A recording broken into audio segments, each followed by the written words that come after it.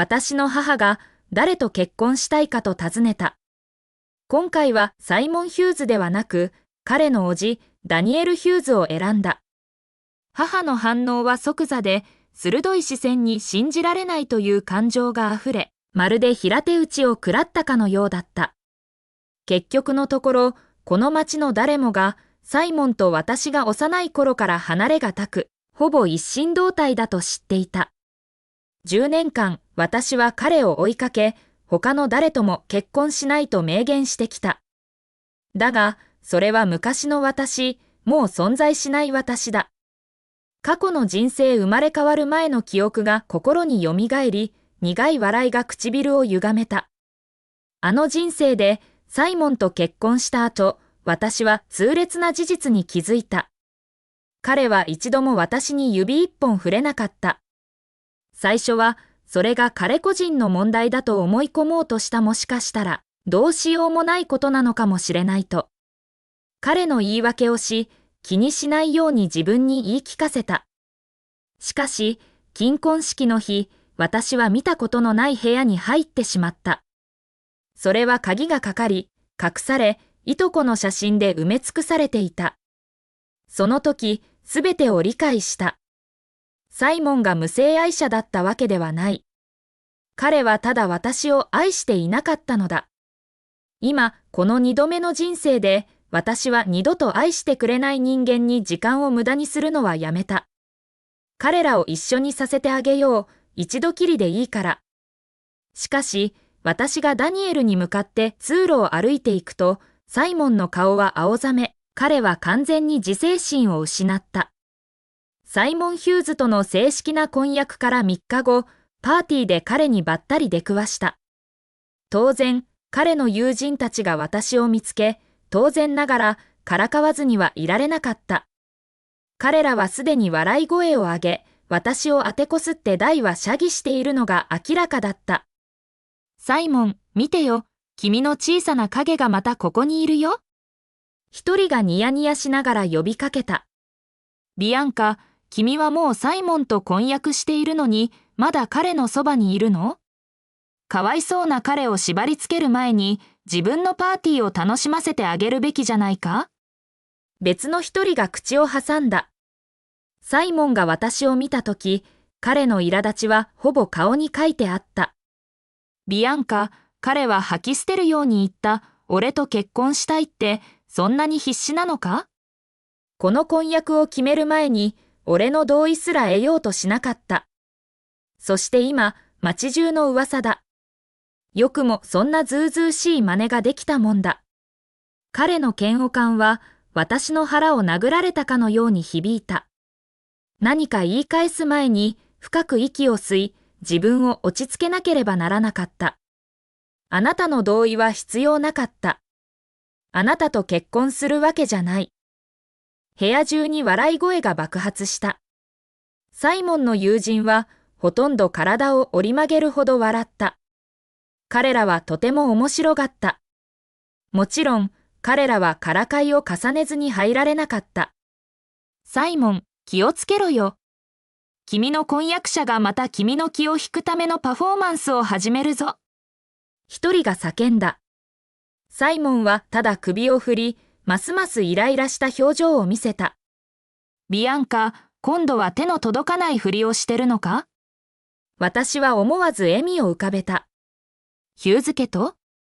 あなたと結婚しないなら他に誰と結婚するっていうの？彼は身を乗り出し、皮肉たっぷりの声で言った。忘れないでくれよ、子供の頃から俺と結婚するって言い続けてきたんだ。町のみんなはもう君が俺のものだと思ってる。それから彼は囁いた。この婚約は見逃してやる。でも忘れるなそうだな、盛大な結婚式は挙げてやる。でも婚姻届？それは俺が本当に結婚したい相手だけのものだ。私は凍りついた。前世では、サイモンはこの瞬間に家族の計画に従い、私たちは婚姻届を提出していた。まさか彼も生まれ変わっていたのか？事態を理解する間もなく、私のいとこのオードリーがパーティーに現れた。彼女がサイモンの隣に立つ私を見つけると同時に、彼女の顔は苦痛に歪み、涙があふれ出した。ビアンカ、サイモン、そろそろ結婚するんだってね。プレゼントは持ってこなかったけど、二人が幸せでありますように、彼女は言葉を途切れ途切れにしながら、声を詰まらせた。言い終わる前に、オードリーは振り返って走り出し、泣きながら逃げ去った。君のせいだ、ビアンカ、サイモンは歯の間でつぶやき、私に怒りの眼差しを向けると、何も言わずに彼女を追いかけた。彼らが戻ってきたとき、彼らの指はしっかりと絡み合っていた。オードリーの唇は赤く腫れ、サイモンの首にはキスマークがついていた。部屋中が私たちを見つめ、私がどうするか待っていた。前世なら、もし他の女がサイモンに近づくのを見たら、私がまだ彼のものだということをみんなに知らしめるために騒ぎを起こしたものだ。サイモンは前に出て、オードリーを盾のように自分の背後に立たせ、なんだか変な期待に満ちた表情を浮かべていた。しかし、私は彼が明らかに望んでいた反応を見せなかった。数分が経ち、彼の得意げな小さな顔が曇り始めた。すると、彼は冷笑して言った。あらら、見てごらんよ。少なくとも少しは大人になったみたいだ。昔みたいに叫んだり癇癪を起こしたりしないんだね。私は彼の嫌味に返事をする気すらなかった。パーティーが終わり、私たちがドアに向かって歩き始めたとき、サイモンは私の行く手を阻んだ。遅いし、危ない。車で送るよ、彼は言った。ただで乗せてもらえるし、歩いて帰るつもりもなかったので、私は反論しなかった。後部座席に乗り込もうとしたが、サイモンは私よりも早かった。彼は助手席をブロックし、君は後ろに座れと言った。そう言うと、彼はオードリーを優しく助手席に座らせた。まるで世界で最も自然なことであるかのように。ごめんなさい。ビアンカ、オードリーは気遣うふりをして言った。サイモンはただ守ってくれてるの。私が車酔いするんじゃないかって心配で。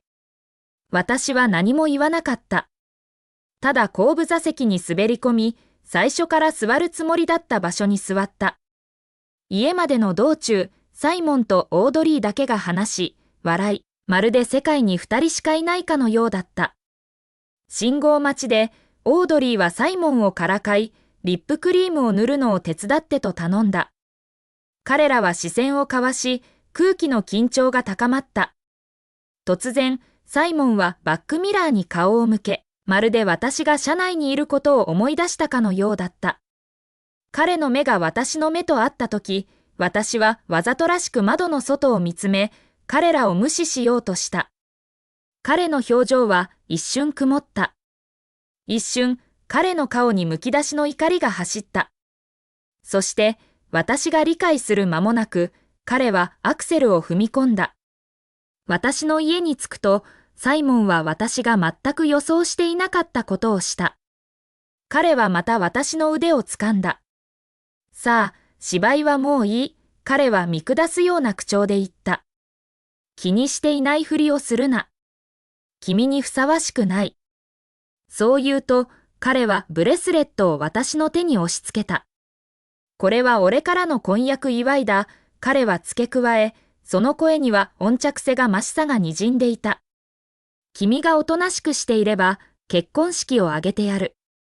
少なくとも、表向きは誰もが君を俺の妻だと思うだろう。私は彼を見上げ、目を合わせた。で、一体誰と結婚するつもりなの？オードリー？サイモンの顔は怒りで歪んだが、その下にはどこか得意げな何かがあった。まるで彼が引き起こした混乱を楽しんでいるかのように。そうだろうと思った。君はずっと演じてたんだな、彼は冷笑した。よく聞け俺たち両方の家族の誰にも、この件について口外するな。俺とオードリーの関係は君の知ったことじゃない。彼女は優しくて繊細なんだ。君みたいな卑しい小さな策略とは違う。彼の声は低く、ほとんど警告のようだった。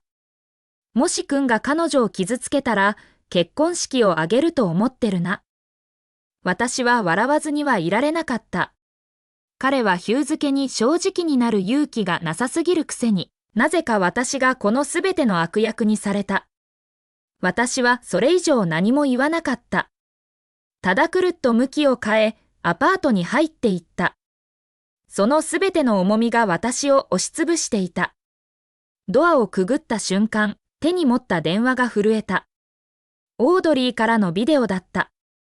開ける前にはためらったが、開けてみると、そこには彼らがいた。サイモンが、オードリーの首にネックレスを優しく留めるのを手伝っている。ブランドは紛れもない。そして、はたと気づいた。サイモンがくれたブレスレットは、そのネックレスについてくるおまけだった。彼らはとても近く、首がほとんど触れそうだった。そして、カメラがズームインすると、彼らはキスをした。その音は車内の静寂を切り裂き、鋭く、侵入的で、まるで私の胸を平手打ちされたようだった。ビアンカ、サイモンはもう君に話したはずよね。結婚式の後、彼は私と法的に結婚するの。教えておくけど、法的な結婚がなければ、相続権はないよ。ついに私がエバーグリーンシティで一番の大金持ちになれる番だわ。オードリー彼女も生まれ変わっていた。すべてがつながった。前世ではサイモンとオードリーにつながりがなかったのに、今回は始まって数日でもうカップルのように振る舞っている。恋人たちがすることをすべてやっている。まるで彼らには言葉にされない理解があり、まさに中断したところから再開しようとしているかのようだった。私はうつむき、前世の記憶がよみがえった。ヒューズ家に嫁いだ最初の頃を思い出した。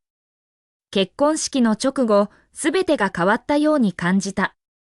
会社にはパートナーシップの申し出が殺到し、新しい契約を次々と獲得した。ヒューズエンタープライズの資産は急騰し、やがてロサンゼルスで最も豊かな企業になった。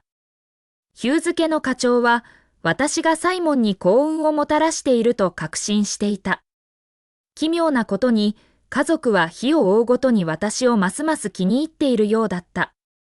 彼らは私をまるで身内のように、本当に受け入れられているように扱った。サイモンの冷たい無関心にもかかわらず、私は自分が幸せだと思っていた。あの写真を見つけるまでは？ある午後、母が驚くべき知らせを持って私の部屋に入ってきた。ダニエル、サイモンの叔父が5日後にヨーロッパから帰ってくるんだって、彼女は言った。私は凍りつき、不意をつかれた。前世ではダニエルは一度も結婚しておらず、ましてや私たちの見合い結婚がこんなに早く進むとは思ってもみなかった。私はダニエルのことを漠然と思い出した。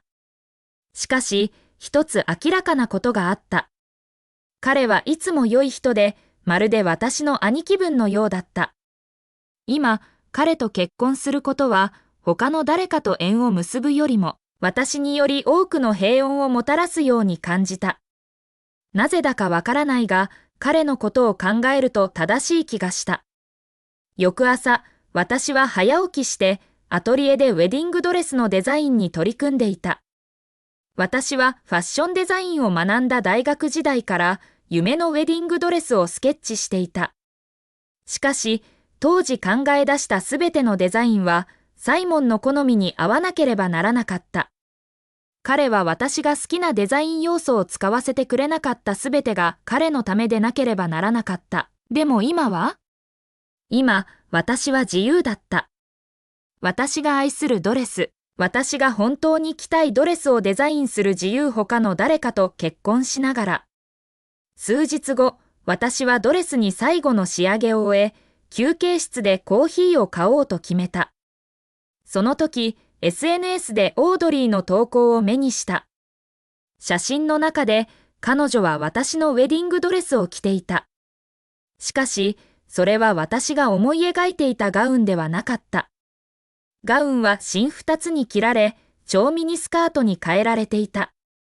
さらに悪いことに、彼女はサイモンに体をすりつけ、彼らは体をぴったりくっつけて踊っていた。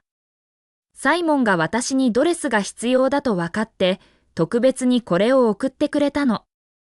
うわ、今すごく甘やかされてる気分。私は目を疑った。胸が高鳴り、怒りがこみ上げてきた。一瞬のためらいもなく、私は5階の宴会場に向かって突進し、激怒して爆発寸前だった。そこには彼らがいたオードリーとサイモン周りの世界が消えたかのように踊っていた。彼らの体はぴったりとくっつき、揺れ動く強度は、まるで部屋に彼ら2人しかいないかのような感覚にさせた。これは私のウェディングドレスよ。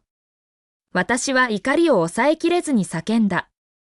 よくも彼女にあげたり、こんな風に台無しにしたりしたわね。オードリーはすぐに芝居を始め、無邪気で無力な女の子を演じた。彼女の目には偽物の涙が浮かび、声は震えていた。サイモン、私、何か悪いことした？どうして彼女そんなに怒ってるの？彼女は甘えたように弱々しく振る舞った。サイモンはもちろん、彼女の前に立ち、私をまるで何か脅威であるかのように彼女の視界から遮った。ビアンカ、ただのドレスだろ。彼は冷笑した。それに、君はまだ結婚式で俺のために着るんだろ？何がそんなに大げさなんだ？そんなに大事なら、新しいのを作ればいいじゃないか？私の血は逆流した。誰があなたのために着るって言ったの？私は言い返し、声は意図した以上に冷たかった。これは私が結婚式に着るドレスよ。サイモンは呆れ、まるで私が無知な子供であるかのように首を振った。いい加減にしろよ、ビアンカ、知らないふりをするな。君の結婚式は俺たちの結婚式だ。俺はもう君と結婚することに同意したんだ。こんな芝居を続ける必要はない。それで十分だった。私は終わりにした。近くのテーブルに置かれたハサミに目をやり、それをつかみ、オードリーのドレスに向かってまっすぐ歩いた。ためらうことなく、私は布の裾を切り裂き、彼女の足の近くで切った。サイモン、私は言った。声は冷たく鋭く、一期一会に重みがあった。そんなに自信があるんなら、よく見てて。私は汚いものには妥協しない。そして、汚れたドレスは持っておかない。サイモンは凍りつき、目を見開いて驚いた。過去には、私がどんなに振る舞ってもいたずらっ子でもわがままでも、彼は私をこんな風に見たことがなかった。こんなに真剣で、決意に満ちた私を見たことがなかった。彼の本能が働き、彼は私に手を伸ばしたが、動く前に、オードリーの甲高い声が緊張を切り裂いた。サイモン、私の足。すりむいたみたい。すごく痛いけど、私のことは気にしないで。彼女の面倒を見てきて。全部私のせいだわ。サイモンは一瞬ためらい、私とオードリーの間で揺れた。彼は私の去っていく姿から彼女を見、そしてまた私を見た。長い、息苦しい間の後、彼は冷笑し、その声には軽蔑がにじんでいた。彼女のことは心配するな。あんな不安定な女は、教訓を教える必要があるんだ。多分、これで彼女も反省するだろう。私は返事ができなかった。体が麻痺し、心が虚無に落ちたように感じた。私はただそこに立ち、心を込めて作ったウェディングドレスが、私の手の中で崩れていくのを見つめた。繊細な布が解かれていく、まるで私の人生の他のすべてのように。私は静かに目を拭い、感情をまとめようとしたが、失ったすべての重みが貨物列車のように私を襲った。すべての努力、すべての希望一瞬で台無しにされた。一枚のウェディングドレスで誰かの性格について知るべきすべてを学べるのなら、多分私は幸運だと考えた方がいい。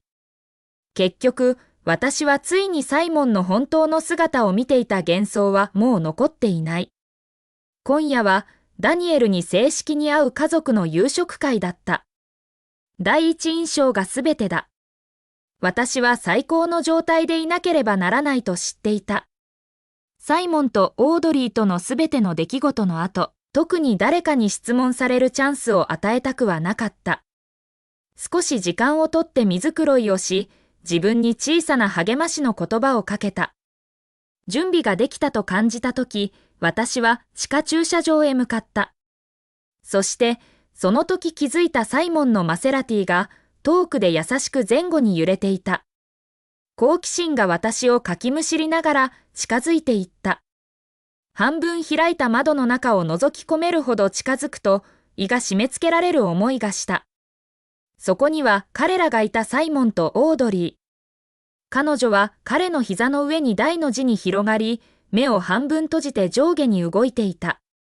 サイモンが私を愛していないことはすでに知っていたが、自分の目で見るのはやはり胸を殴られるような衝撃だった。ほんの一瞬、私たちの目が合った。彼の視線にパニックの閃光が走ったが、それはすぐに消え、すぐに彼の得意げな笑みに変わった。私をさらにあざけるために、彼はオードリーの髪を優しく払い、深くキスをした。その動きはゆっくりと誇張されていた。オードリーの小さな泣き声が駐車場に響き渡り、大きく計算されていた。私は背を向け、顔を無表情に保とうと努め、自分の車に乗り込んだ。今夜はもっと重要なことに集中する必要があった。ヒューズ家の邸宅に向かう途中、私はダニエルへの贈り物高級シルクのネクタイを買いに店に寄った。到着すると、サイモンが同時に到着するのを偶然見つけて驚いた。彼は車から降り、私の立っている場所から、助手席に使用済みコンドームが散らばっているのがはっきりと見えた。実に上品だ。一瞬、彼の表情に私が贈り物袋を持っているのを見て、恥ずかしさのようなものがちらついた。しかし、それはすぐに過ぎ、いつもの得意げな表情に変わった。俺への贈り物か？彼はゆっくりと私に一歩近づいていった。見せてみろよ。私は袋を背後に引っ張り、彼の手の届かないところに隠した。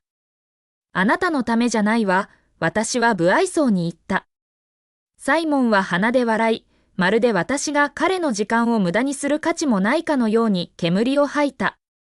駐車場で何があったか見ただろ？彼は言った。その声はうんざりするほど気楽だった。君が俺に執着してるのは知ってる。でも、前に言った通りだ。この結婚式は君のものだが、婚姻届はオードリーのものだ。軽んじられているのは彼女の方だ。彼はもう少し近づき、その傲慢さを増した。俺たちがさっきやったことは全く正常なことだ。彼女は俺の法的な妻になるんだからな。ああ、それと俺たちの婚姻住居？彼女はたまに一晩か二晩立ち寄るかもしれない。そのうち慣れなきゃいけない。君のためだよ。この男の厚かましさには呆れた。私はすでに彼と結婚しないと決めていたが、彼がこんなに恥知らずで、私の目の前で不倫をこれ見よがしに誇示するとは思ってもみなかった。私は去ろうと背を向けたが、もちろん彼はまた私の腕を掴んだ。聞け、彼は声を潜めて言った。今夜の夕食会に叔父が来るんだ。彼は家族にとって重要な人物で、これは一大事だ。君を着させることで、俺は君にかなり面子を与えてやってる。私は目を回す衝動をかろうじて抑えた。もう一つ、もし祖父や父が婚姻届について聞いたら、もう登録したって言ってくれ。いいな？それと、今日の午後のオードリーの小さな怪我のことを夕食の後、彼女に謝る必要がある。忘れるな。結婚式が正式になるまで、俺はまだ考えを変えられるんだから。そう言うと、彼はヒュー漬けの邸宅に歩み入った。まるでちっぽけな恥をかかせなかったかのように。私は長く息を吐き、手に持った贈り物袋を強く握りしめた。よしと自分に言い聞かせた。彼はすぐに私が本当に誰と結婚するかを知ることになる。ヒュー漬けの課長たちのほとんどが食堂に着席していた。ダニエルはまだ到着していなかったので、私は静かにサイモンから遠い席に滑り込み、わざと彼の隣に空席を残した。サイモンはすぐに気づき、眉を潜め、イライラした表情を見せた。腹を立てて、彼は立ち上がり、私のすぐ隣に座るために移動した。最近、ますますドラマチックになってるな。彼は私の隣の空席に目をやり、つぶやいた。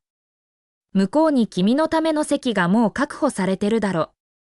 なんで騒ぎを起こそうとしてるんだ？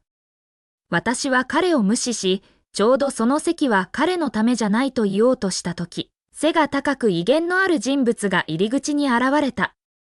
ダニエルが食堂に入ってきた。彼の仕立てられたデザイナースーツは完璧にフィットしており、歩幅は安定して自信に満ち、一挙手一投足が落ち着きと尊厳を放っていた。